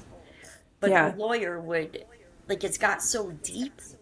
And this judge does not like me. Like this judge in June was screaming at me by the end of it after I had the primary pediatrician literally testify. There's no medical reason he can't have gluten. This lady, magistrate, is still screaming at me inappropriately. But you almost gave him ice cream cake. I'm not giving you custody back. Oh, I would like to see you get some of your rights back because they stripped me of almost everything. Jeez. Almost everything. Now he's blocking me from medical records, which is completely illegal no matter who you are. Like, yeah, because you have a right to that. No, I don't. Yeah. Because he gave Oh, you don't? Well, I'm supposed to. Yeah. But he signed. Now not only is grandma signed to make decisions for my kids, but now she is too. And they've only been married for X amount of months. That's going to fail. But it is. Yeah. If he's still so obsessed with keeping my kids from me and replacing me, that's too much energy for somebody to have time to put into a healthy marriage. Right. Yeah. Plus, she was pregnant, so I think that's my only reason. But, yeah. So here we are. Yeah, here we are now, and waiting for this case to continue. Still, I mean, you're in the middle of it still, so it's just this has been going on since 2016. Yeah. But out there since 2000, technically 19. But they trapped me in 2018 to get it this way. Which it violates the JCCLEA, like, in its entirety. Because this is like, it's like almost a state kidnapping your kids. Which is basically what they did. That's how they got jurisdiction. By violating my not only my constitutional rights, but my due process rights. I got nothing but due process right, violated due process. Like, I know a lot of parents now are like, you know what? We don't know what to do. We're going to take it to federal court. I see that a lot online now, on social media, where parents just don't know what to do. And they don't know what to do, so they're just going to go, I'll sue you all, You're never going to get back what you lost. Yeah. I'm not getting back her first day of kindergarten. Right. I'm not. All the sentimental memories you could have. Not my family. They ripped her away from their only biological sister. And then that judge writes in an order talking about they have the right to be with their family. Like your family. Their family. Yeah. And I'm like this. I must have filed 6 different motions after I fired my attorney back in January. You know what happened with every single one of them? She tried to tie them up in one hearing that was already set prior to them. And then I'm supposed to go through 2 years of stuff in one hearing. My but that hearing only got me 3.5 hours. And if I wasn't done in that 3.5 hours, she was just cutting me off. That's what she said. Yeah. They will do things like that. I've seen it where it's like you have a time limit and you have so much that needs to be presented or shown or be able to show your side, and they're like, you have this little time span and then you're done. Oh, I was getting yelled at left and right. Like, I know some of these parents can go in there and they could just do it and they can separate themselves from it. And it turns out I just can't. I'm crying. I'm like, I can't effing believe this is going on. I'm still sitting here getting yelled by a lady who should never rightfully have been able to strip my rights from me. And then at the end of it, talking to me for like the 3rd hearing in a row now. But I'd like to get you back some of them rights. No. Like, no, you need to give me back all my rights. Like, listen, I'm climbing up walls right now looking for an attorney they can help me figure out how to fill out this federal paperwork. Like, Yeah. because that hearing happened at the end of June, and they still haven't done anything. There's no order on it. Not for me to see my kids, not for me to. Now, keep in mind, he's taken them completely out of any kind of extracurricular activities that I was allowed to go to. So there's none of that. It's like he can find ways to remove your relationship, kind of put a wedge in there and be like, oh, she's allowed to do this. Well, then I'm going to take that away. So that's, putting a wedge between your relationship and your kids then. And now I've got this new wife, and she's blasted me. I mean, it's bordering defamation now. Publicly like on social media and publicly online. But like, she doesn't understand. Like, whatever it's affecting me here isn't that county in Indiana. I ain't go right down here. Like, I mean, it's not money I even want. Just give me my kids back. You want to be so happy about your new baby and your kids? By all means. By all means. Like, give me my kids. Yeah. And let me take care of my son to get him where he needs to be. That you guys faulted my son. Yeah. That is developmental negligence at its best. Yeah. And she's just stepping in, doing the same thing he is. Yeah. He's already given her the rights to everything. She's the one contacting the stupid supervised visit people. Trying to mediate when I can see my kids. Yeah. I'm like this. She's overstepping and trying to take your role now, just like his mom had been doing, trying to take your role as mother. Just like his mom, but not as smart. Like, his mom would never post anything publicly on social media. Never. Neither would he. He don't post anything ever. Like, I don't have him blocked. He's not my friend or anything. But in the event my kids ever figure out how to get on Facebook and they want to come find me, I want them to be able to find me. Because my oldest daughter at 8, she knew what she was doing. Like, I mean, I had to monitor her, but whatever. But yeah, she's definitely digging in hard, and she thinks she's like kind of covering her butt from using reels, like sharing reels. But it also makes her look bad, and imbalanced. Like, everybody I show it to, they're like, this girl is off balance. Like, she's like, nobody can believe that my ex-husband or his mom is allowing her to post this stuff. Like, at one point, she put up and it's obviously pointed to me, because most people could go, oh no, it's talking about she's a stepmom. What is the deal with the bonus mom thing? Like, that isn't even like, who the term that? For it. Yeah. I'm not with it. Like, you don't become a bonus mom because you marry somebody's ex-husband, or the father to their kid. You could be the step parent. Excuse me. You're fine. Because she's completely overstepping. So there's a complete difference with, yes, you have this role, you're the step parent, you're a parental figure because you're married to their dad, or you're a role model supposed to be, but you are completely trying to alienate from the mother, that is just so wrong. This girl has posted stuff like, and trust me, I've got screenshots of everything. And she's posting like, when the bio mom is just jealous of you because you do a better job of being a mom than she does. This is court enabled. I had been telling this judge, or whatever she is. Oh, did I mention that I actually filed complaints against the judge who tried to give me the initial psych evaluation because of due process? And I filed a complaint against this one too. It didn't get me anywhere. Okay. I just filed complaints in 2 states against his lawyer, because she was over here in New York trying to tell my appeal lawyer that her and my appeal lawyer in New York State had a mutual client. I'm like, oh.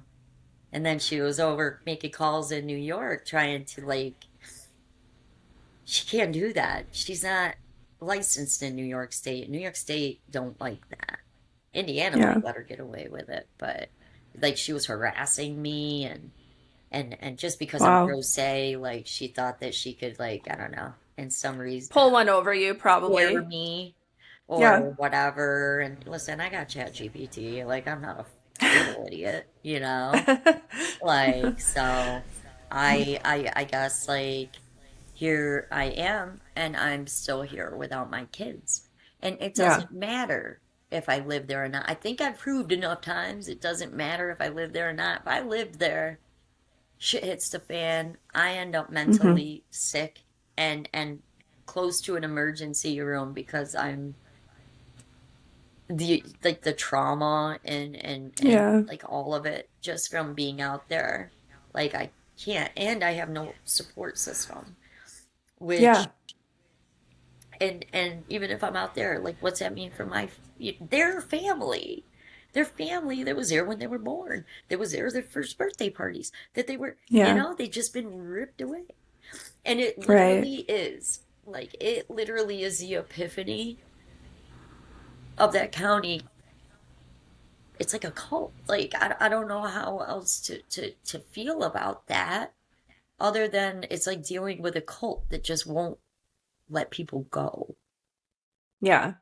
Took full control, and it didn't matter what evidence you had. It didn't matter how good of a mom you are. It's just completely against you. I could win the lottery for $50 million and buy the biggest house there and have the best anything in the whole wide world. And they still would probably keep me on supervised visits. And that's a fact. Yeah. Wow. Well, I'm so sorry you've had to go through all this. It's years of Yeah. having to live that way, and all the effects it has from it, and on your children. It affects your children. They miss you. They want to see you have that relationship, and it's Yeah. it's just heartbreaking. Um I I am I'm grateful that you came on today, I know I and just go on and we're on willing a to lot. share. It's just No. Oh no, you're fine. going, and I know I probably skipped over huge pieces of it, but Oh, well, it's hard because there's so much, especially with years. You've been going through it for years. So there is so much involved. It's, when I try talking about my own story with people, my mind goes everywhere because it's does like it? 14 years worth. And so it's like, oh my gosh, it's so much that has happened. It's hard to like break it down and briefly talk about it kind of. So I get it. We could go on and on and on and say Yeah. all these things that have happened. Yeah. But I Yeah, do. it's bad. Like I, I have always been like, I don't do pills. Like my doctor wanted to put me on antidepressants and like all this. I'm like, we're not doing that. Like I'm not doing it. Like not doing it because then they can accuse me of something else. You know what I mean? Right. Not doing it. And that's sad because that's something again to help you. Like when you went to the DV But I'm to get not. help or My stress and my anxiety and my depression is because of one thing in life. One thing. It's because of this. yeah. I mean, I have anxiety, they did give me anxiety medicine because I thought I was I feel like I'm gonna have a heart attack some days. I'll have to pull over. I can't breathe. It's like pieces of me. I have nightmares. I don't trust this girl with my kids. I didn't have a Yeah. problem with the first one because I knew if it was his sister's friend, she had to be okay. And not that I have a good relationship with his sister, but I don't think that she would be associated with a bad person other than her own mother, Yeah.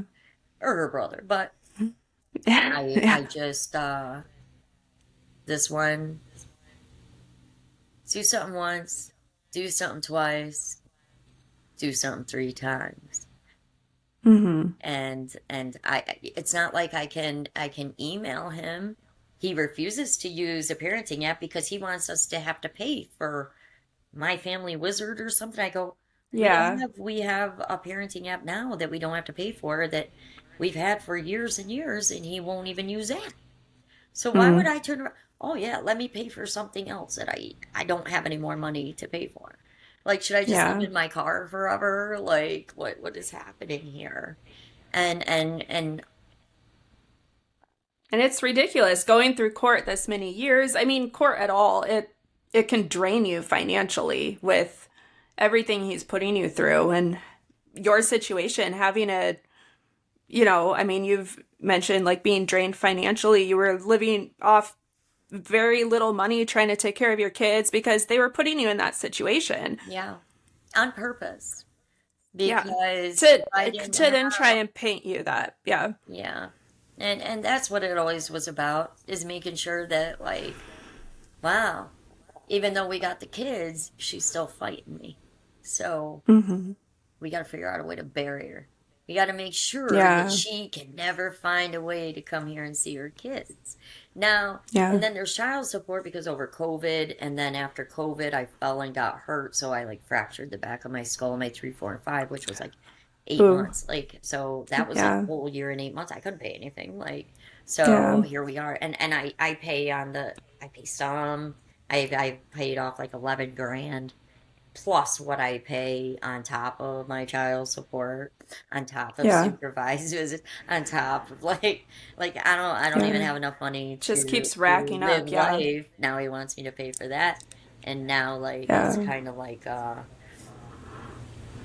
what's next? You know what I mean? Like Yeah. you've taken everything from me.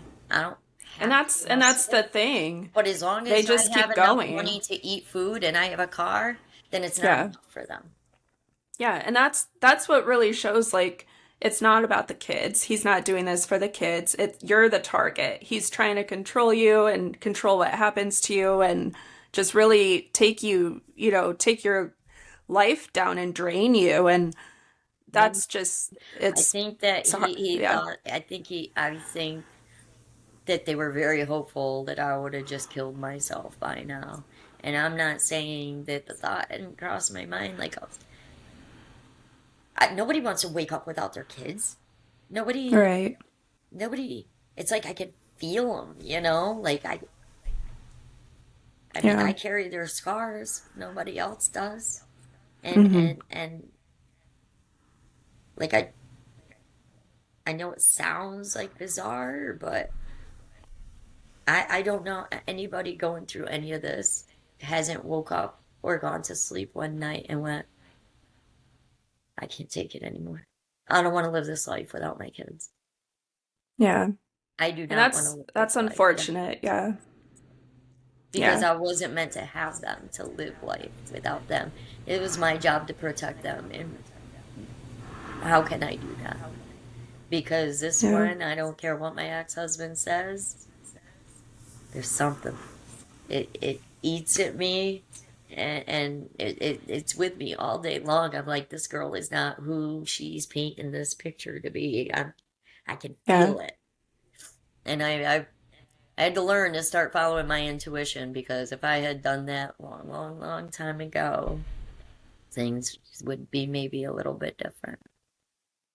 Maybe, but also back to the point that the narcissistic behaviors, they usually like he's still after you. He's still targeting you, and so it's like no matter what you would have done, something would still happen. He would do something. So that's that's the unfortunate reality of it. We have to figure out how to navigate that, and Yeah, but how do you it's just navigate like it? this. Right. Like, Right. how do you navigate something like if I could call him up and be like, Adam, Right. like we used to talk when we were sort of friends, Uh, Mm-hmm. Adam, like, what are you doing? Like, Yeah. Because they won't co-parent with you. Yeah. no. And he knows he can never turn his back on anything his mom wants now, because she's probably got $100,000 in this. Wow. He'll never My do anything gosh. she don't want, and now he's married to one that's just like her. So now I've got the new wife typing in Mm-hmm. his place, because like I've already caught that about 10 times and have that evidence put away. Like, Yeah. I just don't get it. But I can't believe for the life of me he's just allowing this on public social media. I'm like, Yeah. enjoy that cease and desist letter I send tomorrow. You know what I mean? Like, Yeah. that's your last warning. That's my last warning anyway. So Yeah. I don't know. I don't know. Yeah. I don't Well, even know what to do. yeah, I'm so sorry again that you're going Thank through you. all this and having I'm to deal with all the effects I'm more and sorry for my kids right now than I even yeah, am yeah. myself. It is heartbreaking how all the effects on the children that stories like this have, alienation and then the court process to go this long, any court process, it's like there's too many stories, cases where how are you helping the kids? You're not helping the kids. It's They're not helping the kids. they They're yeah. helping themselves. Like they're going, "Oh, I like that one better." And the things that these people have said to me in those courtrooms, the lawyer that I had for a little while walked out one day crying. She had to go in a conference room because she was crying so hard. She couldn't even Oh believe it. wow. Like, how many lawyers do you Jeez. have to like make somebody listen to you? But Yeah. again, nobody wants to go in that county courthouse. Wow. So what do Well, I do? thank you for being so open and sharing your story. Yeah, I know thank you there's for going to be a having lot of, me. oh, of course. I know there's a lot of people who will listen and it will help someone, or, so many people will be like, wow, that's Not something the I'm only going one. through. I'm not the only Yeah, one. not the only one. Because And believe it or so, not, us mothers that this is happening to now, we're getting derailed because they're like, mothers don't get their kids taken away unless they're on yeah, drugs or they're this. I go, yep, honestly, some lady that's probably done drugs or been in prison probably has more rights to their kids than I have. And I've never yeah, done any of those things. yep. Same. I've thought that too. It's that is one thing that I always felt like scared to speak up before. I felt harshly judged as a mother because it's just typical. You grow up like, oh, the mother has the rights. Oh, they don't easily get their children taken away because they They're have the being rights, and taken that's away left and right. All you have to yeah, do is turn on TikTok, and you're just like, "Oh my God!" So yeah, but the thing is, it's like now it's like you have all these dads that it's happened to over years and years and years, and now it's happening to the moms, but they're fighting each other instead of going like this and going, "It's just not right." mm-hmm, So who's going yeah, to do something about it? I hear a lot of talk about something, some kind of family act, maybe going in front of like somebody's supposed to do something. I don't know if you know anything about that. It's just something I see. yeah. I know there's a lot of different kind of movements and like on Facebook even or socials, you can find people who are trying to make change and go with legislatures and Yeah. to change the laws. And that's what I mean. Yes, we want that, but it's a process, right? So it's not like it happens overnight. And we're already going It's through not this too. because our new president signs orders like I like pickles. You know what I mean? And it's like, how is this not getting the Chrisleys out of prison is more important than this? Yeah.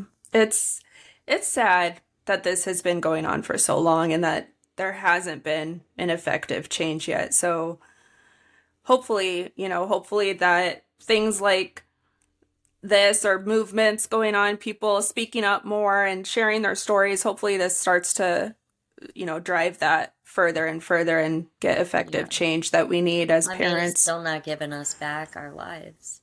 Yeah, right. Not, And it doesn't, and the kids who are going through this, it's not giving back that time. and So, my son can't even tell anybody yeah, because he doesn't have a voice of his own.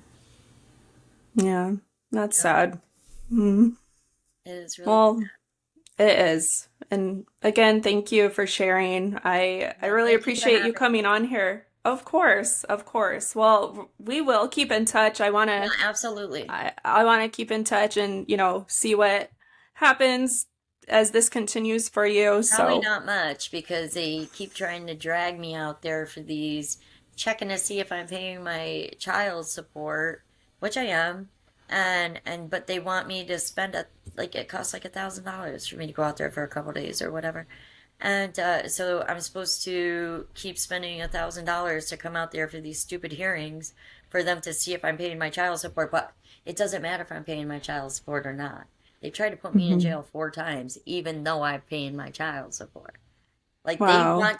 They want to get me out there, because if they arrest me there, I go to jail there, I can't get out because I'm not from there. They're going to say I'm a flight risk. Like, they want to entrap me there. They do. Yeah. And I know that sounds crazy, but it's true. That's the, again, unfortunate reality, because we are put in these positions where, like the paranoia again, it creates that paranoia, and it's all these things we know that they're doing. We've seen real.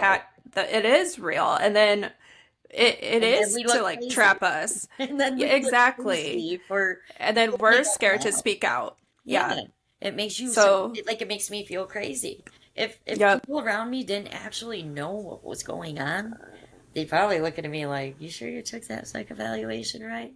But, at the end of the day, it is exactly what it is. Yeah. And I can prove it. And that's the sad part. Yeah, it is. Yeah. Well, thank you again. Thank you for taking this time to be on here and talk and share your story. Me. Of course. Thank you for listening to You Can't Break Us. If this episode spoke to you, subscribe and leave a review. Every voice matters. Every story counts. If you or someone you know has a story to share, email youcantbreakuspodcast@gmail.com to connect with me. Until next time, stay strong, stay grounded, and never stop using your voice. Because no matter what they've tried to take from us, they can't break us.